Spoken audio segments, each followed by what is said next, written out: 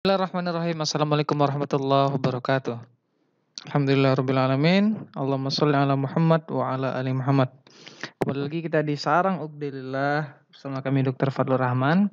Kita sekarang akan melanjutkan pembahasan soal UKM PPD. Namun sebelumnya kami mengajak para subscriber YouTube Sarang Ubdilillah untuk memfollow Instagram official dari Sarang Ubdilillah dengan kata kunci pencarian Sarang Ukdi.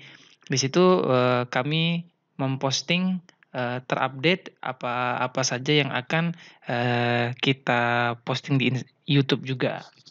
Seperti itu. Jadi jangan lupa di-follow Instagram Sarang Ukdilillah.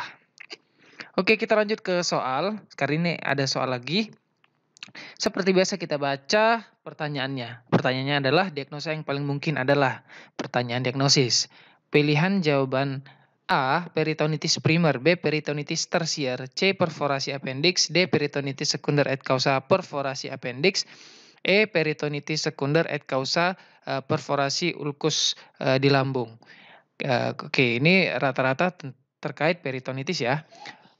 Oke, kita baca soalnya. Seorang laki-laki usia 60 tahun datang ke UGD dengan keluhan nyeri seluruh bagian perutnya yang disertai dengan mual dan muntah. Sebelumnya, 2 hari yang lalu ia mengalami nyeri ulu hati. Oke. Kemudian pasien diketahui memiliki riwayat minum obat anti nyeri lutut. Dari pemeriksaan fisik ditemukan febris, defense muskular umum di seluruh lapangan perut. Dari laboratorium ditemukan leukositosis. Pada pemeriksaan radiologi ditemukan gambaran free air abdomen pada subdiafragma kanan. Oke, diagnosa yang paling mungkin kita lihat kata kuncinya. Oke, kata kuncinya adalah laki-laki 60 tahun, nyeri seluruh perut. Kemudian awalnya nyeri ulu hati, ada minum obat anti nyeri lutut.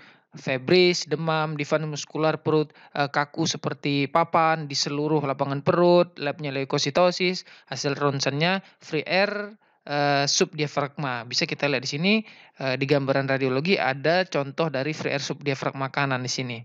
Harusnya di sini gambarannya opak, bukan gambarannya lucent seperti yang ditunjukkan oleh tanda panah. Oke, maka diagnosanya jelas diagnosa peritonitis. Jadi peritonitis itu kan artinya adanya peradangan pada rongga peritoneum.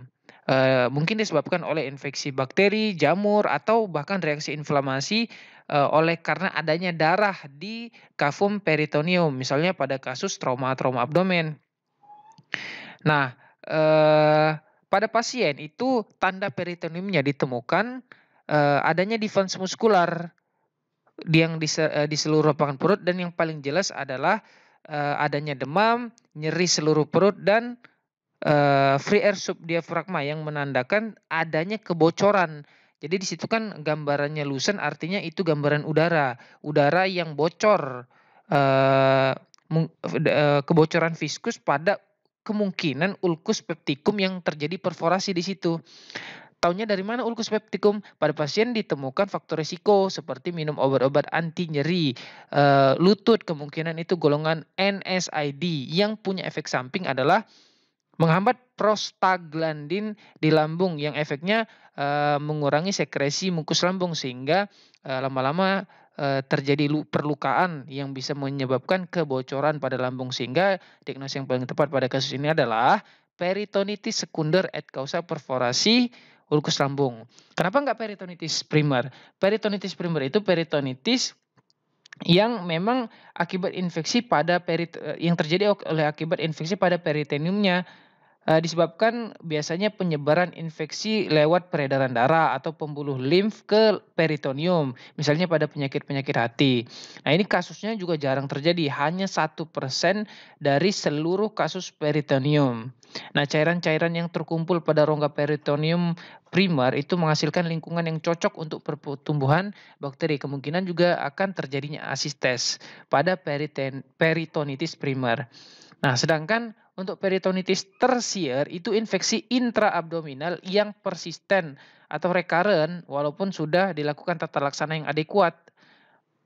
Untuk perforasi appendix itu di dalam soal tidak ada gejala apendisitis yang dijelaskan, oleh pasien.